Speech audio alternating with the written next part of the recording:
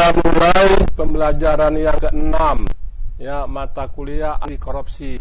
Ya, sebentar lagi udah yang ke-6, nggak terasa kita, ya, begitu cepatnya berlalu waktu ini. Jadi yang ke-8 nanti UTS, ya udah ada mata kuliah anti korupsi ini. Jadi dalam pertemuan ke-6 ini mari adalah, ya, bagaimana upaya pemerintah memberantas korupsi, ya, bagaimana upaya pemerintah. Nanti yang ke-7 nanti, ya, bagaimana undang-undang peraturan yang dibuat pemerintah, ya, untuk menumpas korupsi. Jadi yang ke-6 ini adalah upaya yang dilakukan oleh pemerintah, ya, dalam tindak pidana korupsi. Jadi seperti yang kita ketahui, ya, bahwa korupsi ini kan salah satu kasus yang dinamakan ordinary crimes. Ya, ordinary crime itu antara lain, ya, korupsi, narkoba, ya, perbudakan, pencucian uang, ada 5 dia. Jadi ordinary crime ini adalah kasus-kasus yang paling bahaya. Ya, itu yang mengelompokkan itu adalah bukan kita, itu yang mengelompokkan adalah dunia, Badan PBB. Jadi ordinary crime ini bagaimana yang peringkat pertama itu adalah korupsi dibandingkan dengan kejahatan-kejahatan yang lain. Nah, bayangi bagaimana kejahatan-kejahatan yang lain itu masih, ya, di bawah dari korupsi. Ya. Kenapa dibuat Badan Dunia itu korupsi yang pertama? Ya, karena korupsi ini, ya, kalau sudah masuk dia ke sisi, ya, kehidupan manusia, kehidupan masyarakat, ya, itu akan menjalar kemana-mana secara masif, ya, menjalar kemana-mana. Dan efeknya itu nggak tanggung-tanggung, efek domino yang menghancurkan, ya, kebiasaan-kebiasaan, adat istiadat dari suatu masyarakat. Itulah korupsi itu, bahayanya.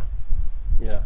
Jadi dalam hal ini pemerintah, kalau dikatakan pemerintah yang bertanggung jawab tentang korupsi, ya tidak juga. Ya, kita sebagai masyarakat, ya, sebagai mahasiswa, ya, juga bertanggung jawab, ya, tentang korupsi ini. Ya, jadi bukan hanya tanggung jawab oleh pemerintah, tidak, ya, semuanya kita bertanggung jawab. Ya, jadi selama ini yang kita lihat itu kan hanya pemerintah yang bertanggung jawab. Ya, kita tidak ada sedikit pun tanggung jawab kita. Kalau kita melihat kasus-kasus korupsi itu, itu kan kasus pemerintah. Itulah orang-orang pemerintah. Ya, kita tidak tersangkut di dalamnya. Hal-hal inilah yang salah. Ya, ya, sepanjang korupsi itu, ya, hanya pemerintah yang bertanggung jawab, itu tidak akan, ya, bisa ditekan bagaimanapun. Jadi semuanya masyarakat harus berperan. Ya, bagaimana kita ini, ya, dididik untuk tidak korupsi mulai dari rumah. Ya, dari rumah, ya, kita dididik bagaimana keluarga kita, ya, dididik, ya, untuk anti korupsi dengan 9 pribadi yang berintegritas tersebut. Ya, jadi kalau kita sudah berumah tangga, ya, kita wajib, ya, kita tanamkan pribadi-pribadi yang berintegritas di rumah kita.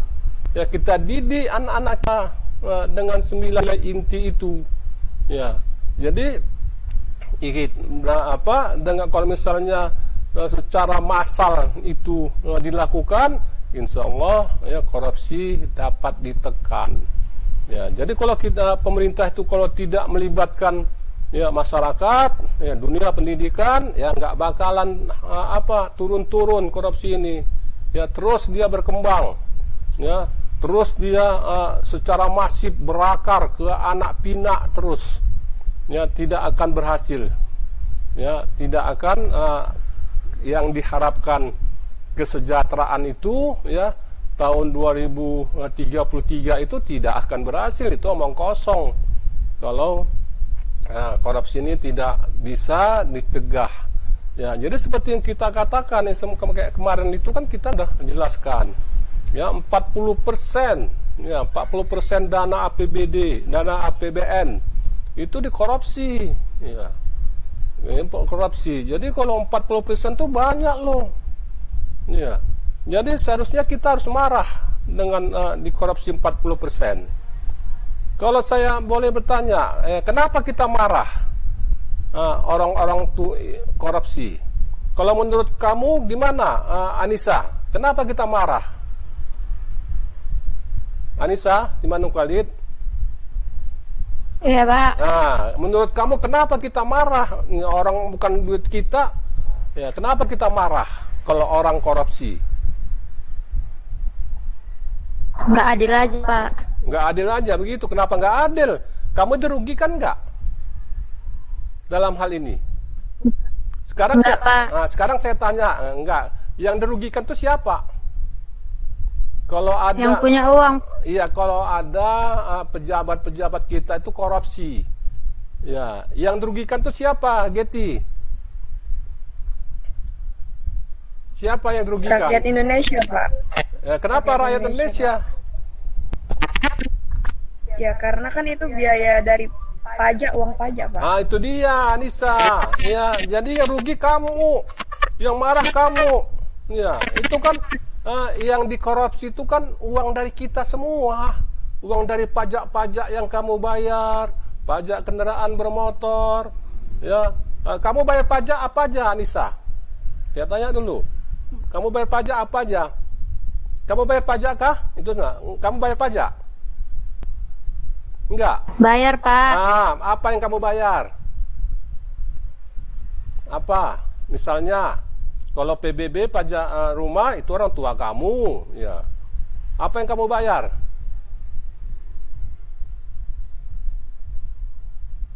Ya, tapi kamu bilang tadi bayar. Apa yang kamu bayar? Pajak apa?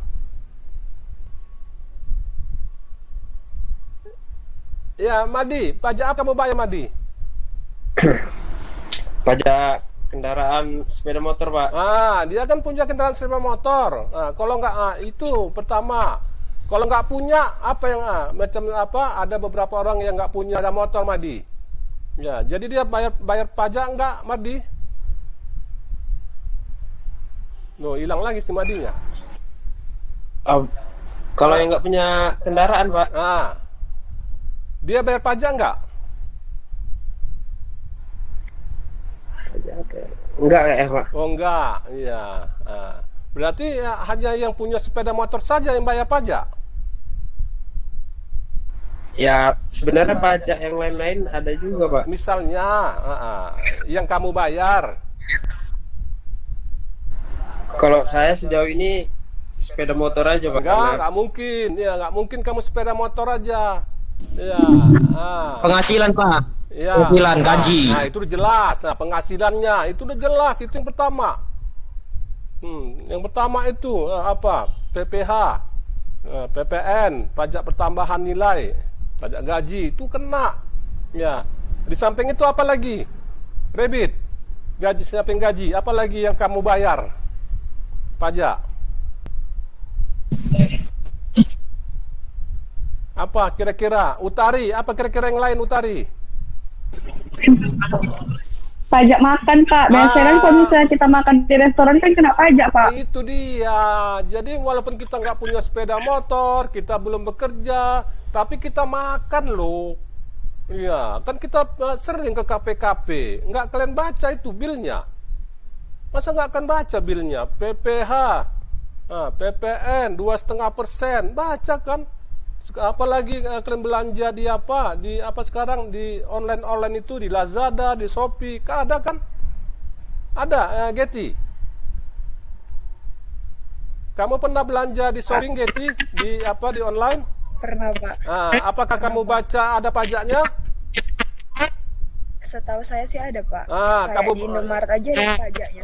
Indomaret aja ada pajaknya. Berarti kan semua kita itu bayar pajak. Nah, dan dari situlah dikumpulin ya oleh pemerintah dari pajak-pajak itu. Ya, pajak di Indomaret pakai pajak, kita beli rokok di Indomaret ada pajaknya. Ya, congkel gigi kita beli di Indomaret ada pajaknya. Ya, itu dikumpulin oleh pemerintah. Dkumpulinlah jadi satu itu semua seluruh Indonesia. Ya, itulah sebagai pendapatan pemerintah berasal dari pajak. Pendapatan pemerintah yang lain ada di luar pajak. Yang ini pajak-pajak itulah kita bayar semua. Ya, itu dikumpulin pemerintah jadi satu dan itulah menjadi APBN. Anggaran pendapatan ya negara. APBN ya, anggaran pendapatan, ada belanjanya lagi APBN. Ya, jadi dikumpulin-kumpulinnya itulah sebagai pendapatan dari negara. Pendapatan dari negara tadi dikeluarkanlah melalui pengeluaran. Ya, maka disebut APBN, anggaran pendapatan belanja nasional. Itulah dia. Kalau di kabupaten kota APBD, anggaran pendapatan dan belanja daerah. Ya, itu dia. Jadi kalau dikumpulin dari duit kita tadi ya, dikorupsi sama mereka, ya kita yang rugi. Jangan bilang negara yang rugi. Orang ngumpulin aja kok. Dari mana negara rugi? Yang rugi kita, rakyat Indonesia yang membayar pajak. Ya, banyak loh pajak-pajak ini sekarang ini ya untuk meningkatkan pendapatan pemerintah itu. Banyak pajak-pajak. Ya, apalagi sekarang ini ada isu-isu yang mengatakan semua kita rakyat Indonesia ini yang mempunyai NIK, nomor induk kependudukan itu, ya itulah wajib pajak. Nah, semua. Nah, itu jadi ditarik semua pajak-pajaknya nih, hati-hati kita. Ya, jadi kita mau diam-diam saja duit kita dikorupsi. Nah, itu makanya ya kita harus marah, kita harus open, kita harus bertanggung jawab, ya ikut bertanggung jawab, ya bukan hanya tanggung jawab pemerintah, tanggung jawab kita, ya sebagai rakyat Indonesia, ya jadi hal-hal seperti itulah ya yang harus kita peduli ya terhadap hal-hal kasus-kasus tersebut. Jadi pemerintah sebenarnya sudah berusaha ya semaksimal mungkin ya bagaimana upaya pemerintah itu untuk memberantas korupsi. Ya. Jadi kalau kita lihat ya bagaimana korupsi di Indonesia ini ya itu provinsi aja, gubernur aja hampir seluruhnya udah kena, hampir ya semua. Kemudian wali kota dan bupati hampir separuh sudah kena. Ya, dan hal itu yang paling muncul itu adalah kasus suap. Itulah yang paling muncul. Ya, jadi begitu banyaknya korupsi yang dilakukan secara masif itu, ya sehingga indeks persepsi korupsi kita, ya yang dihitung oleh lembaga independen itu nggak naik-naik, turun terus. Ya, jadi negatif terus kita. Berarti artinya apa? Bertambah terus korupsi ini. Ya, jadi bagaimana kita mau mensejahterakan rakyat? Ya, 40% APBN kita dikorupsi. Ya, kita mesti marah, kita mesti open. Ya, jadi bukan hanya sebagai tanggung jawab pemerintah, ya juga sebagai tanggung jawab kita. Ya. Jadi kalau dilihat ya setelah diamati, diteliti, ya dilakukan penelitian terhadap pejabat-pejabat yang korupsi itu, apa sih sebenarnya kenapa mereka korupsi? Kok tega amat ya menghancurkan masyarakat Indonesia ini? Ya ditelitilah ya akademisi meneliti ya. Maka dapatlah 5 faktor yang mereka itu korupsi. Ya. Yang pertama adalah mental. Jadi mentalnya itu ya nggak kuat, ya sering terombang-ambing mentalnya. Ya, jadi begitu dapat melihat kesempatan ada uang, ya mentalnya itu jadi terus ingin memiliki. Ya, jadi memang mentalnya mental yang busuk lah. Ya, jadi untuk keluar ke situ ke mental tadi agar mental kita kuat, ya harus kita kembali ke agama. Ya, harus kembali kepada yang kuasa. Biar kuat kita, mental kita. Kalau yang Islam, ya menjalankan sholat 5 waktu. Yang kalau Kristiani, dia bisa pergi ke gereja. Ya, kalau yang lain-lain sesuai dengan agamanya masing-masing. Dengan itulah mental kita jadi kuat. Nggak bisa mental kita ini terombang-ambing. Ya, jadi nggak bisa mental kita begitu ada kesempatan, ya grades, ya kesempatan, libas terus. Enggak. Ya, kalau mental kita sudah kuat, ya pasti insya Allah yang di atas itu akan membantu kita. Ya, akan membantu kita. Itulah mental tadi. Ya. Kemudian yang kedua adalah pengawasan, ya pengawasan keuangan. Ya, jadi kita nih terlalu luas, ya Republik Indonesia ini terlalu luas. Ya, sekarang udah berapa provinsi? 32 atau 34 provinsi, terlalu luas. Belum lagi kabupaten kota itu, ya. Kabupaten kota itu ada 500 lebih, hampir 600. Itu ngawasinya sulit. Ya, kalau mengawasi satu-satu setiap tahun, ya SDM mana? Ya, maka kan pengawasan keuangan itu kan tidak semuanya diawasi. Ya.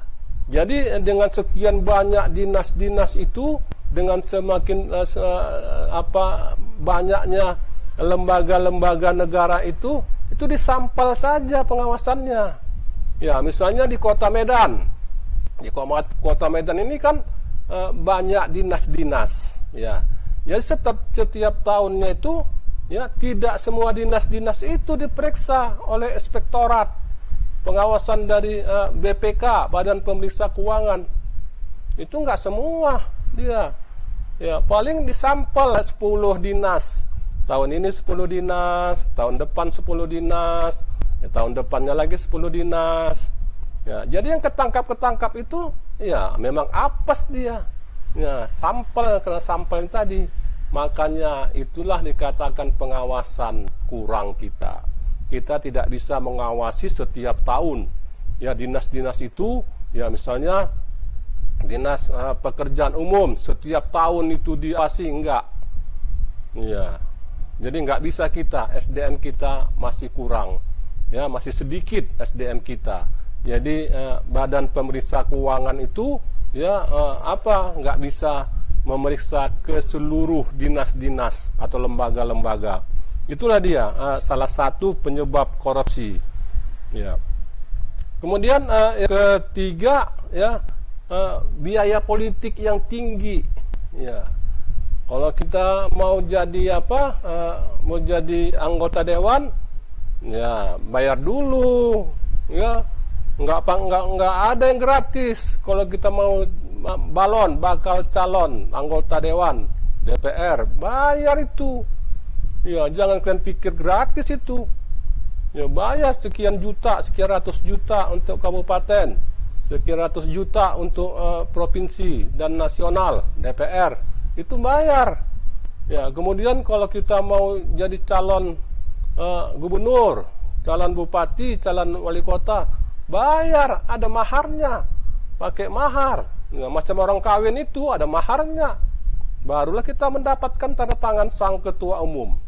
Jadi nggak sembarangan. Ya, hanya modal cakap-cakap saja, mana jalan. Tidak ada makan yang gratis. Tidak ada makan siang yang gratis. Semuanya bayar. Ya, makanya begitu dia terpilih, ya dia mengembalikanlah ya apa modalnya tadi. Ya, dikembalikannya, habislah uangku sudah habis. Ya, aku kembalikanlah. Ya, bagaimana caranya kembalikannya? Ya, dengan korupsi ini. Ya, cepat dia. Ya, cepat dia ya lelang-lelang itu orang dia nanti store sama dia 15%. Ya, jual beli jabatan. Ya, jual beli jabatan, siapa menjadi kepala dinas, ya, 150 juta. Ya, yang kena Sahrial Tanjung Balai itu jual beli jabatan. Ya, itu yang kembalikan yang cepat. Ya, cepatlah pengembalian uang dia yang habis tadi, yang memberikan mahar-mahar tadi. Ya, jadi biaya politik kita sangat tinggi. Ya, sehingga rentan kita untuk korupsi. Ya. Kemudian kalau misalnya kita lihat ya di luar negeri sana itu, kalau dia sudah jadi calon ya, di samping partai politiknya itu tidak ada mahar-mahar. Partai politik di negara-negara luar itu memang benar-benar menyaring orang-orang yang potensial, yang mempunyai pribadi-pribadi yang bagus. Dan dia yang dipilih oleh partai politik di luar sana, ya, di samping yang bagus, dia tidak memikirkan perutnya lagi. Dia hanya mewakafkan badannya untuk rakyat, kesejahteraan rakyatnya. Dia tidak memikirkan uang lagi. Ya, lain kita di sini, kita masih memikirkan perut kita. Ya, bagaimana mau buat janji-janji mensejahterakan kehidupan rakyat. Rakyat mana sejahtera? Iya. Jadi mensejahterakan kehidupan dia betul, tapi kalau rakyat ya enggak, belum sampai ke situ. Tetapi kalau kampanye itu, ya itu yang dibilang, saya akan sejahterakan, membuka lapangan kerja, mencerdaskan kehidupan bangsa. Ngomong doang, ngombo, ya, ngomong doang, ngomdo dia. Jadi nggak ada itu. Ya, jadi biaya politik kita tinggi. Yang terakhir ya gaji, ekonomi. Ya, jadi orang korupsi itu, pejabat-pejabat korupsi itu ya ekonomi, gajinya kecil. Ya, karena dia masih memikirkan perutnya, ya dibandingkannya dengan gajinya. Ya berapa sih gaji bupati, wali kota tadi, ya gubernur, ya, bahkan presiden berapa sih gajinya? Itu tidak bisa membuat kaya raya dia, ya kalau masih mengharapkan gaji-gaji tersebut. Ya, tapi kita lihat ya kehidupannya, materialistisnya kuat sekali bupati wali kota itu.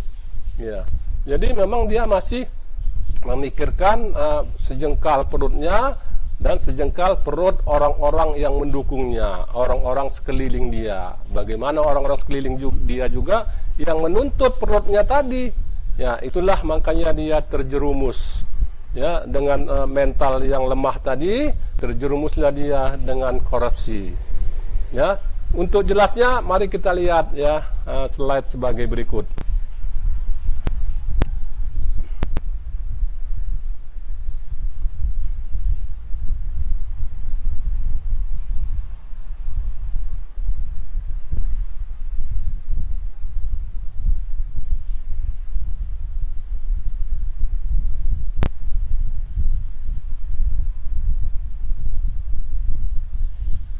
Oke, kelihatan? Apakah sudah kelihatan? Kelihatan, Pak. Oke, ya. Jadi kita lihat ya penanganan korupsi tahun 2015 sampai dengan 2019.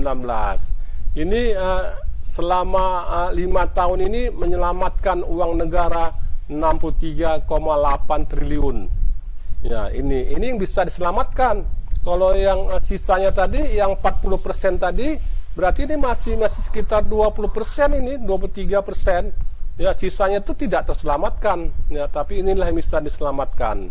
Jadi di antara kasus-kasus ini yang paling banyak itu ya paling suap yang paling banyak. Ya, suap infrastruktur, ya, suap penyalahgunaan APBD, ya, suap perizinan, suap pembahasan APBD, ya, suap peradilan, ya, suap pengadaan jabatan. Nah, inilah yang paling banyak suap ini. Inilah kasus-kasus yang terjadi ya selama 2015 sampai dengan 2019.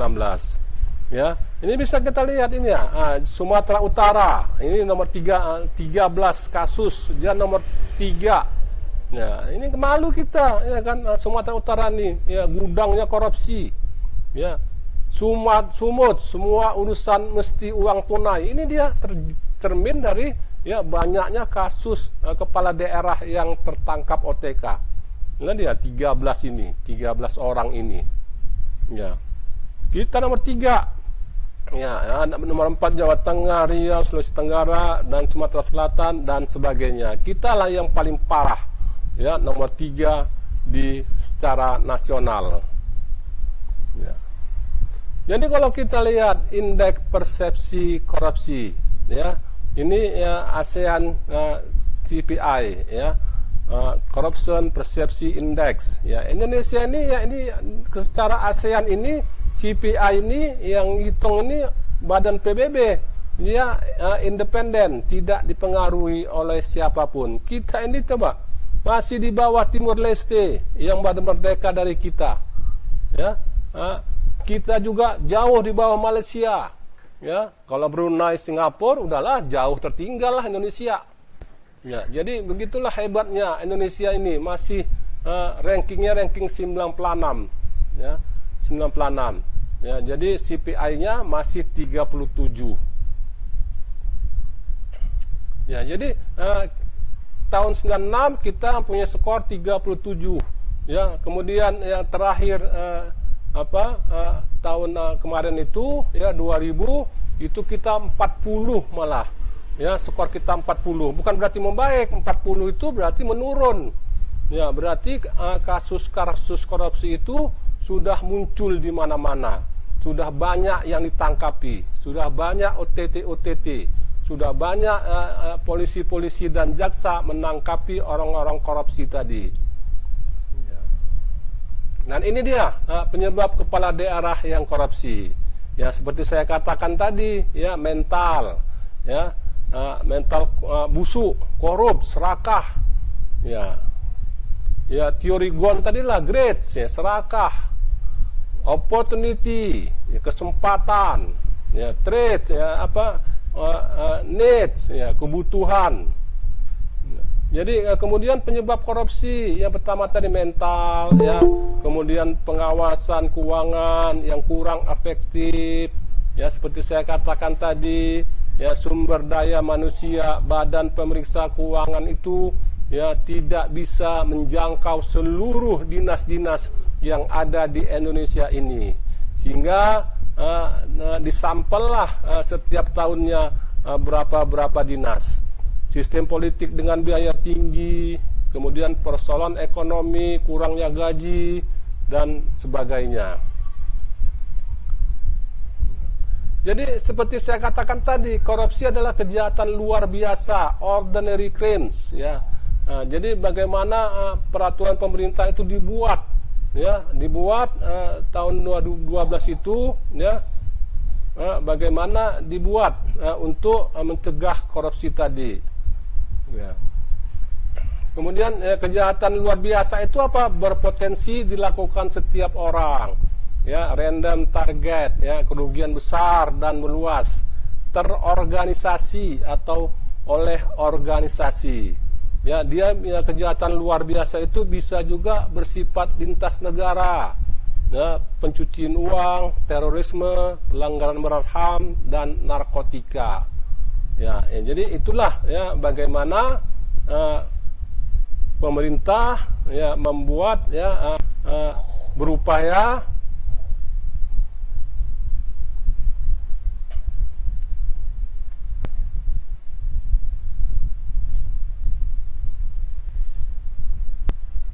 ya. Tunggu dulu, tak dah, jangan dengerin ini orang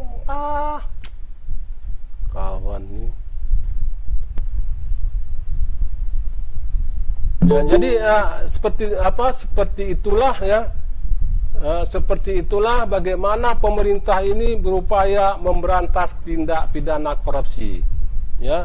Jadi seperti yang kita ketahui ya, represif, menangkap-nangkapi, kemudian dengan education, pembelajaran, pencegahan, ya dengan pembelajaran. Ya, jadi itulah yang dilakukan pemerintah. Ya, jadi itulah materi kita hari ini. Ya, siapa yang ingin bertanya, silakan.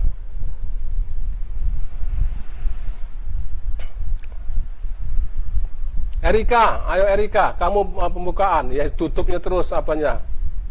Ya, buka dulu Erika. Ya, buka dulu.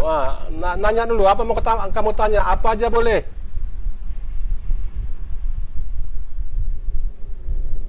Nanya, ayo. Buka dulu soundnya dibuka dulu.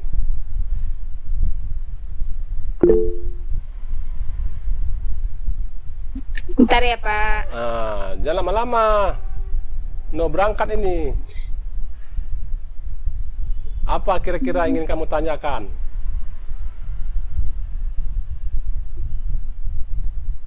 Udah kelamaan. Saya tentang apa? korupsi ini kurang paham sih Pak, karena memang jarang mengikuti. Oh, kok jarang, baru Bapak jelaskan kok. Yang tadi bukan yang macam-macam yang suruh tanya. Yang tadi loh, berarti mata kamu ke sini, pikiran kamu kemana-mana. Ya, Getty, ayo nanya Getty. Jaringannya putus-putus Pak. Iya, Getty. Ya, nanya Getty. Nanya aja loh, nanya. Bukan kamu disuruh ngapain. Pak, tapi ini mau nanya, cuman di luar dari ini ya. Maksudnya ini tentang korupsi juga. Kan kemarin tuh saya baca di internet, terus tuh ada berita yang korupsi tapi dia kabur ke luar negeri 11 tahun dan balik lagi ke Indonesia cuman dihukum 3 tahun. Itu gimana tuh Pak? Ya, gimana menurut kamu Boan? Gimana menurut kamu Boan?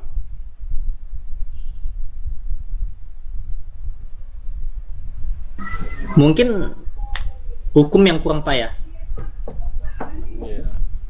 Ya, jadi kan salah satunya korupsi kita di Indonesia ini kan kelemahan hukum. Ya, hukumnya sangat lemah.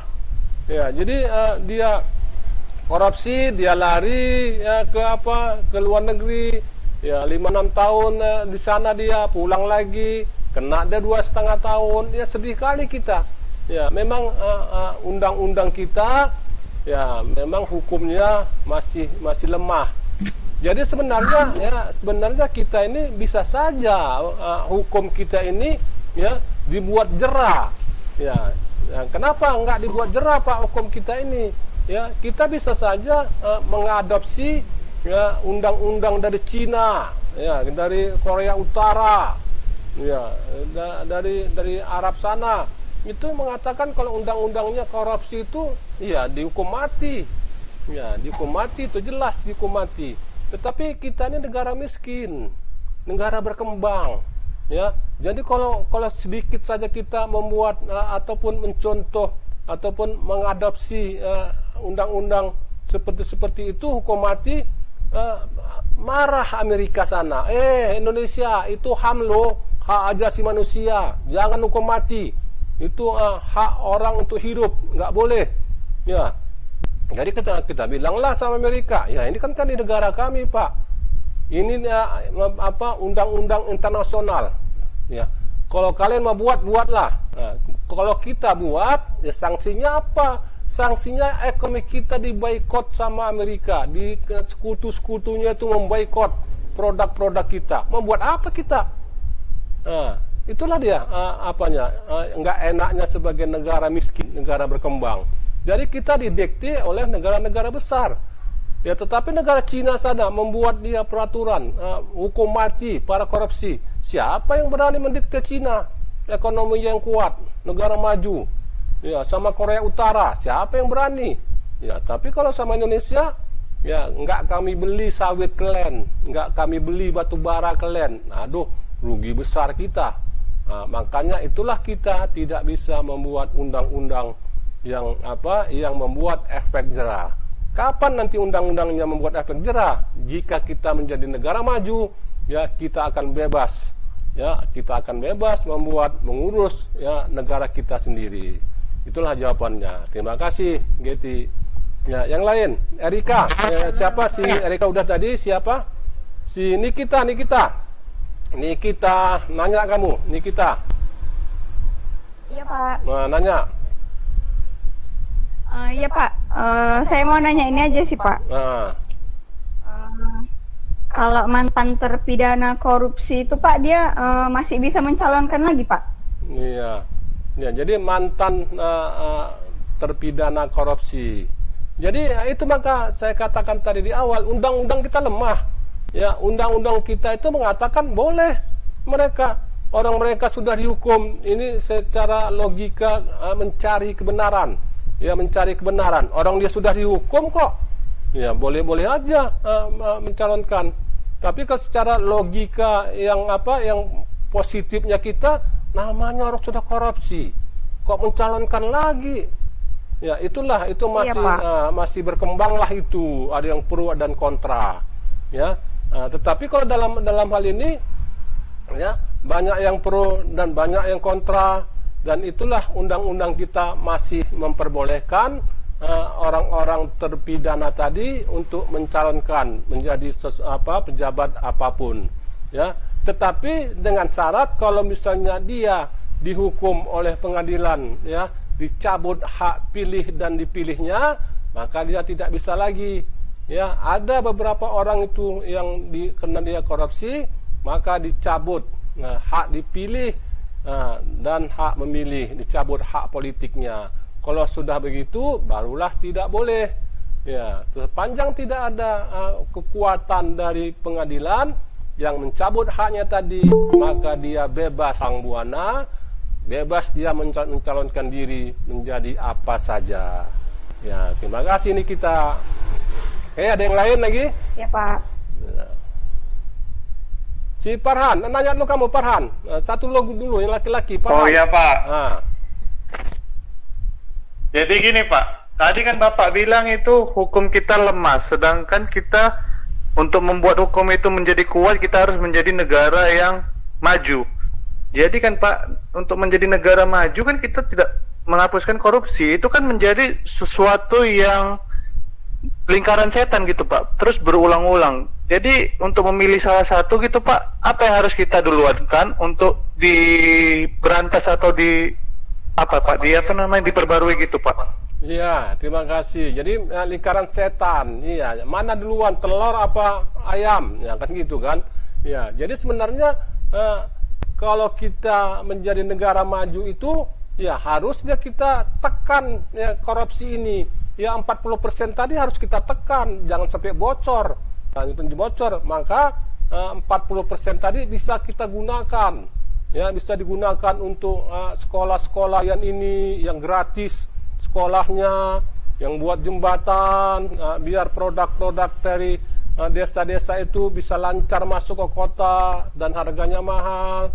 Ya, hal-hal seperti itu. Jadi kalau masih kita korupsi itu, kita nggak akan bisa sebagai negara maju. Nah, yang utamanya itu korupsi itulah yang harus ditekan. Makanya dia korupsi itu masuk dia ordinary crime, ya masuk dia kejahatan yang luar biasa, ya yang akan menyengsarakan suatu negara. Itulah dia kenapa korupsi ini.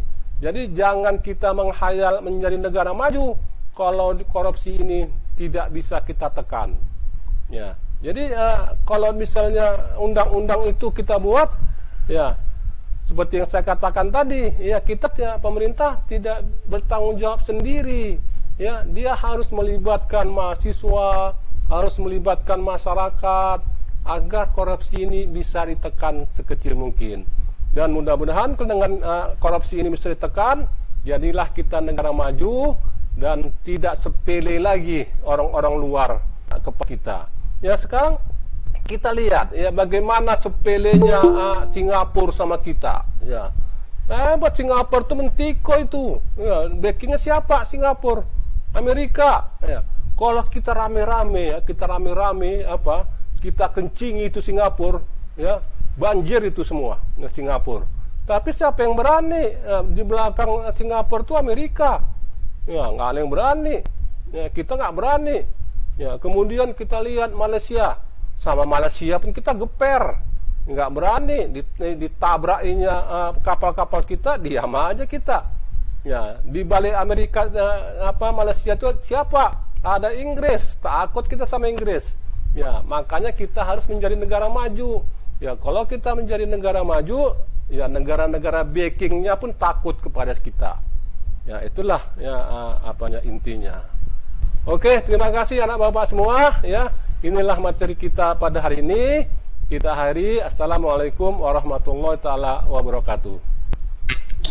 Waalaikumsalam. Terima kasih, Pak. Ya. Dan selamat pada bapak anak bapak. Ya, kita jumpa minggu depan.